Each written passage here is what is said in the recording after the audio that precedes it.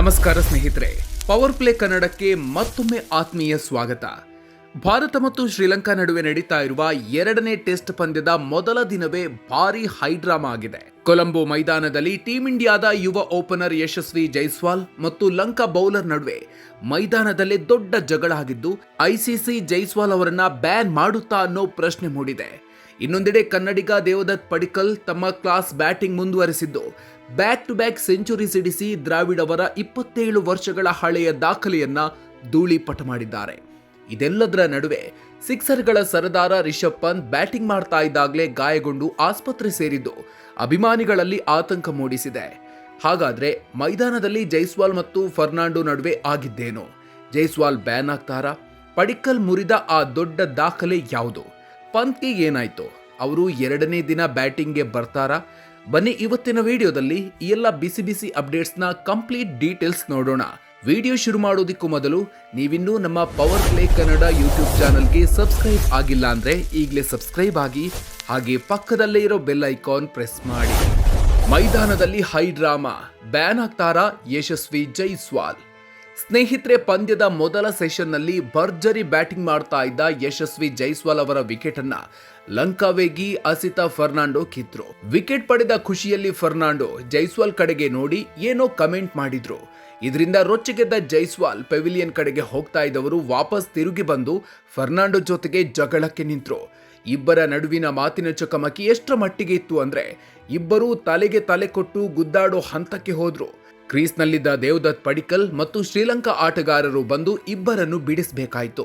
ಇಲ್ಲಿ ಆತಂಕದ ವಿಚಾರ ಏನಂದ್ರೆ, ಐಸಿಸಿ ನಿಯಮಾವಳಿಯ ಲೆವೆಲ್ 4 ಬ್ರೀಚ್ ಪ್ರಕಾರ ಮೈದಾನದಲ್ಲಿ ಎದುರಾಳಿ ಆಟಗಾರನ ಮೇಲೆ ದೈಹಿಕ ಹಲ್ಲೆಗೆ ಯತ್ನಿಸಿದ್ರೆ ಆ ಆಟಗಾರನಿಗೆ 5 ಟೆಸ್ಟ್ ಅಥವಾ 10 ಏಕದಿನ ಪಂದ್ಯಗಳಿಂದ ಬ್ಯಾನ್ ಮಾಡುವ ಅವಕಾಶ ಇದೆ. ಹಾಗಾಗಿ ಈ ಜಗಳದಿಂದ ಜೈಸ್ವಾಲ್ ಬ್ಯಾನ್ ಆಗುವ ಭೀತಿಯಲ್ಲಿದ್ದಾರೆ. ವಿಶೇಷ ಅಂದ್ರೆ ಜೈಸ್ವಾಲ್ ಈ ರೀತಿ ಜಗಳ ಮಾಡಿಕೊಂಡಿರೋದು ಇದು ಮೊದಲೇನಲ್ಲ. 2022ರ ದುಲೀಪ್ ಟ್ರೋಫಿಯಲ್ಲೂ ಕೂಡ ಇದೇ ರೀತಿ ಜಗಳ ಮಾಡಿ ಅಜಿಂಕ್ಯ ರಹಾನೆಯಿಂದ ಬೈಗುಳ ತಿಂದಿದ್ರು. ಕನ್ನಡಿಗನ ಆರ್ಭಟ, ದ್ರಾವಿಡ್ ದಾಖಲೆ ವುಡೀಸ್ ಮಾಡಿದ ಪಡಿಕ್ಕಲ್. ಒಂದೆಡೆ ಜೈಸ್ವಾಲ್ ಜಗಳವಾಡಿ ಸುದ್ದಿಯಾದ್ರೆ ಇನ್ನೊಂದೆಡೆ ನಮ್ಮ ಕನ್ನಡಿಗ ದೇವದತ್ ಪಡಿಕ್ಕಲ್ ತಮ್ಮ ಬ್ಯಾಟ್ನಿಂದಲೇ ಲಂಕನ್ನರಿಗೆ ಉತ್ತರ ಕೊಟ್ಟಿದ್ದಾರೆ. ಗಾಲೆ ಟೆಸ್ಟ್ನಲ್ಲಿ 167 ರನ್ ಬಾರಿಸಿದ್ದ ಪಡಿಕ್ಕಲ್ ಈ ಪಂದ್ಯದಲ್ಲೂ ತಮ್ಮ ಕ್ಲಾಸ್ ಬ್ಯಾಟಿಂಗ್ ಮುಂದುವರೆಸಿ ಬರೋಬ್ಬರಿ 117 ರನ್ಗಳ ಅದ್ಭುತ ಶತಕ ಸಿಡಿಸಿದ್ರು. ಈ ಶತಕದೊಂದಿಗೆ ಪಡಿಕ್ಕಲ್ ಒಂದು ವಿಶಿಷ್ಟ ವಿಶ್ವ ದಾಖಲೆ ಬರೆದಿದ್ದಾರೆ. ಶ್ರೀಲಂಕಾ ನೆಲದಲ್ಲಿ 2 ಪಂದ್ಯಗಳ ಟೆಸ್ಟ್ ಸರಣಿಯಲ್ಲಿ 3ನೇ ಕ್ರಮಾಂಕದಲ್ಲಿ ಬಂದು ಅತಿ ಹೆಚ್ಚು ರನ್ ಗಳಿಸಿದ ಆಟಗಾರ ಅನ್ನೋ ದಾಖಲೆಗೆ ಪಾತ್ರರಾಗಿದ್ದಾರೆ. ಇದಕ್ಕೂ ಮುನ್ನ ಈ ದಾಖಲೆ 307 ರನ್ ಗಳಿಸಿದ್ದ ನ್ಯೂಜಿಲೆಂಡ್ನ ಸ್ಟೀಫನ್ ಫ್ಲೆಮಿಂಗ್ ಹೆಸರಲ್ಲಿತ್ತು. ಅಷ್ಟೇ ಅಲ್ಲ, ವಿದೇಶಿ ನೆಲದಲ್ಲಿ 2 ಪಂದ್ಯಗಳ ಸರಣಿಯಲ್ಲಿ ಅತಿ ಹೆಚ್ಚು ರನ್ ಗಳಿಸಿದ ಭಾರತೀಯ ಅನ್ನೋ ದಾಖಲೆಯನ್ನು ತಮ್ಮ ಹೆಸರಿಗೆ ಬರ್ಕೊಂಡಿದ್ದಾರೆ. ಈ ಮೂಲಕ ರಾಹುಲ್ ದ್ರಾವಿಡ್ ಅವರ 27 ವರ್ಷಗಳ ಹಳೆಯ ದಾಖಲೆಯನ್ನು ಪಡಿಕ್ಕಲ್ ಉಡೀಸ್ ಮಾಡಿದ್ದಾರೆ. ಪಡಿಕ್ಕಲ್ ಜೊತೆಗೆ ಕ್ಯಾಪ್ಟನ್ ಶುಭ್ಮನ್ ಗಿಲ್ ಹಾಗೂ ಜಡೇಜಾ ಕೂಡ ಮಿಂಚಿದ್ದು ಭಾರತ ಮೊದಲ ದಿನದಂತ್ಯಕ್ಕೆ 5 ವಿಕೆಟ್ ಕಳ್ಕೊಂಡು 300 ರನ್ ಗಳಿಸಿ ಸುಸ್ಥಿತಿಯಲ್ಲಿದೆ. ಬ್ಯಾಟಿಂಗ್ ಮಾಡುತ್ತಿದ್ದಾಗಲೇ ಮೈದಾನ ತೊರೆದ ರಿಷಬ್ ಪಂತ್ ವಿಕೆಟ್ ಕೀಪರ್ ಬ್ಯಾಟ್ಸ್ಮನ್ಗೆ ಆಗಿದ್ದೇನು? ಸ್ನೇಹಿತರೆ, ಪಂದ್ಯದ ಕೊನೆಯ ಸೆಷನ್ನಲ್ಲಿ ಟೀಂ ಇಂಡಿಯಾಗೆ ಒಂದು ಬಿಗ್ ಶಾಕ್ ಎದುರಾಯಿತು.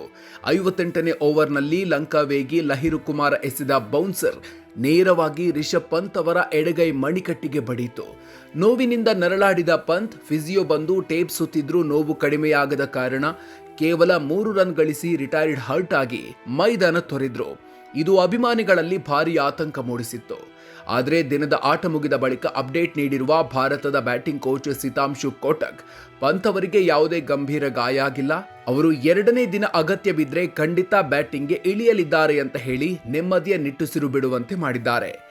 ಒಟ್ನಲ್ಲಿ ಸ್ನೇಹಿತರೆ, ಮೊದಲ ದಿನದಾಟದಲ್ಲಿ ಕನ್ನಡಿಗ ಪಡಿಕ್ಕಲ್ ಆಟವೇ ಹೈಲೈಟ್ ಆಗಿದ್ದು 2ನೇ ದಿನ ಭಾರತ ಎಷ್ಟರ ಮಟ್ಟಿಗೆ ಬೃಹತ್ ಮೊತ್ತ ಕಲೆ ಹಾಕಲಿದೆ ಅನ್ನೋದನ್ನ ಕಾದು ನೋಡಬೇಕಿದೆ. ಈ ಬಗ್ಗೆ ನೀವೇನ್ ಹೇಳ್ತೀರಿ?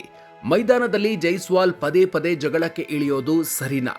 ಬ್ಯಾಕ್ ಟು ಬ್ಯಾಕ್ ಸೆಂಚುರಿ ಸಿಡಿಸಿರುವ ಪಡಿಕ್ಕಲ್ ಮುಂಬರುವ ದಿನಗಳಲ್ಲಿ ಕೊಹ್ಲಿ ಮತ್ತು ದ್ರಾವಿಡ್ರಂತ ಲೆಜೆಂಡ್ ಆಗಿ ಬೆಳೆಯಲಿದ್ದಾರಾ? ಕಾಮೆಂಟ್ ಬಾಕ್ಸ್ನಲ್ಲಿ ತಪ್ಪದೇ ನಿಮ್ಮ ಅನಿಸಿಕೆಯನ್ನ ಹಂಚಿಕೊಳ್ಳಿ. ಈ ವಿಡಿಯೋ ನಿಮಗೆ ಇಷ್ಟ ಆಗಿದ್ರೆ ಲೈಕ್ ಮಾಡಿ ಮತ್ತು ಪ್ರತಿಯೊಬ್ಬ ಕ್ರಿಕೆಟ್ ಅಭಿಮಾನಿಗೂ ಶೇರ್ ಮಾಡಿ.